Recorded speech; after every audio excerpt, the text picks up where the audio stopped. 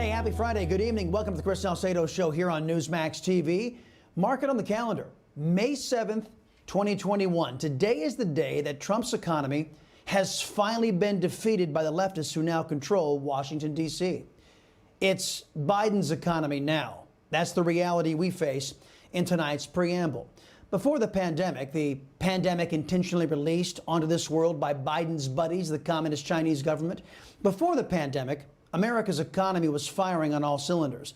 Black unemployment was at record lows. Hispanic unemployment, record lows. And female unemployment was near historic lows.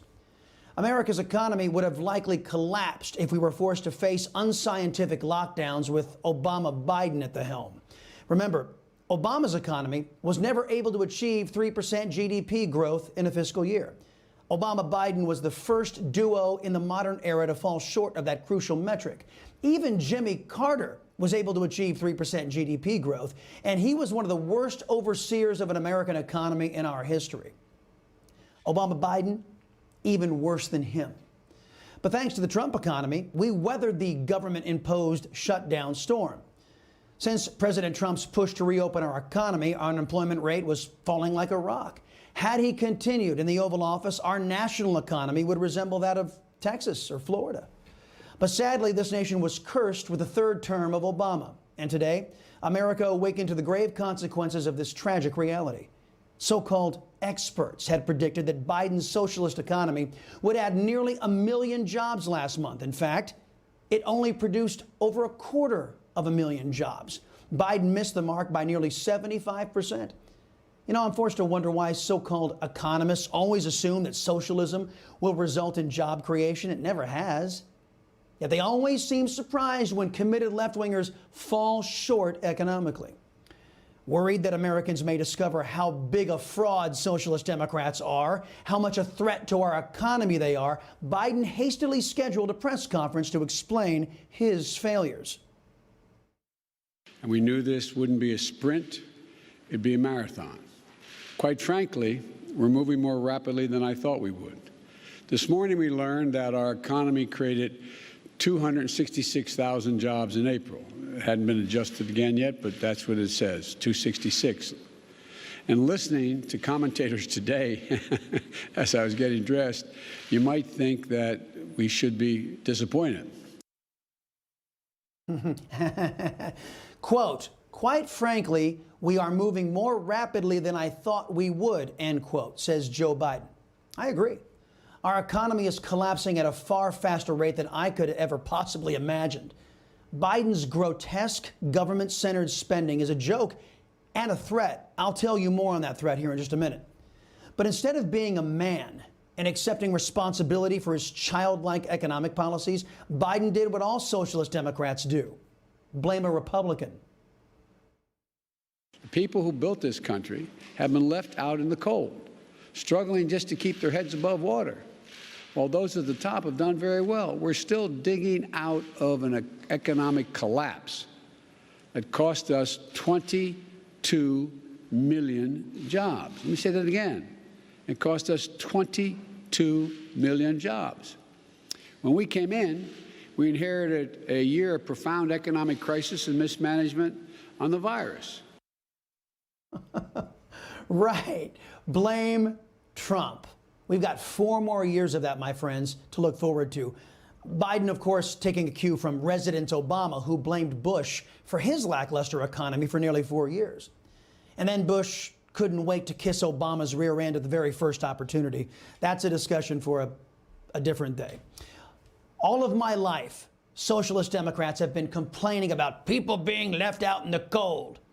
But in Reagan's economy, Trump's economy, and to a lesser extent, Bush's economy, that wasn't the case. In fact, under Trump, wages were rising. Under Obama-Biden, they were stagnant or falling.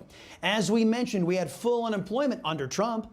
Under Obama-Biden, we reached historic unemployment in 2010. And because of President Trump's tax cuts, our government took in a record $1.7 trillion in tax revenues created by our people in a pandemic. Obama couldn't build that because left-wingers don't have the economic brains to do so. The only time our people are left out in the cold is when elitist socialists run our economy into the dirt. as Biden is doing now in record time.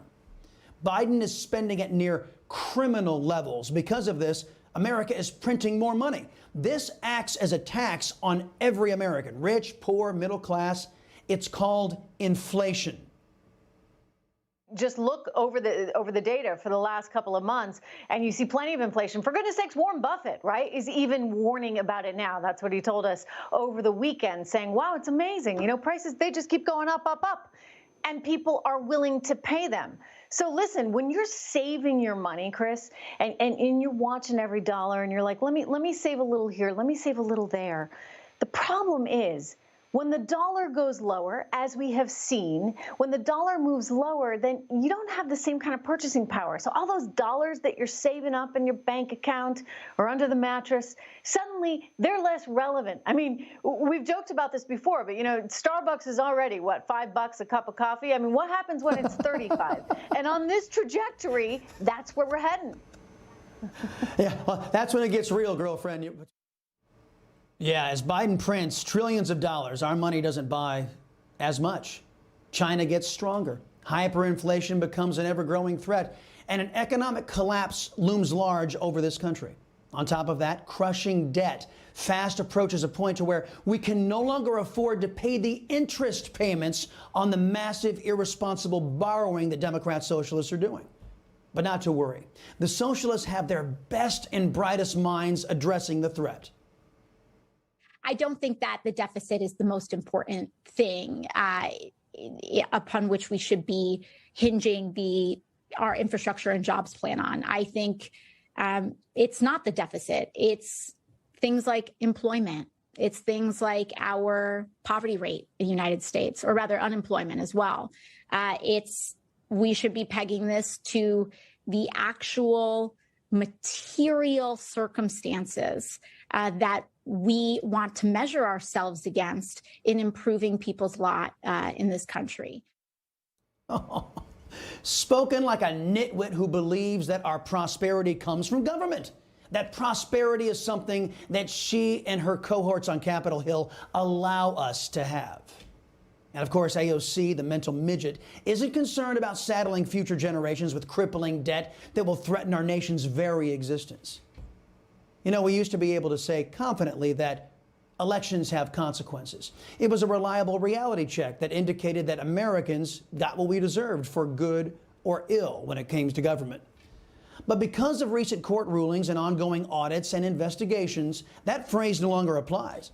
Instead, it's more applicable to say allowing socialists to wield unchecked power over our nation is economic suicide. That's something we would all do well to remember in our individual states. Hey, I'm Rob Finnerty. Thanks for watching. If you enjoyed this video, please join the conversation in the comments below. Don't forget to subscribe, too.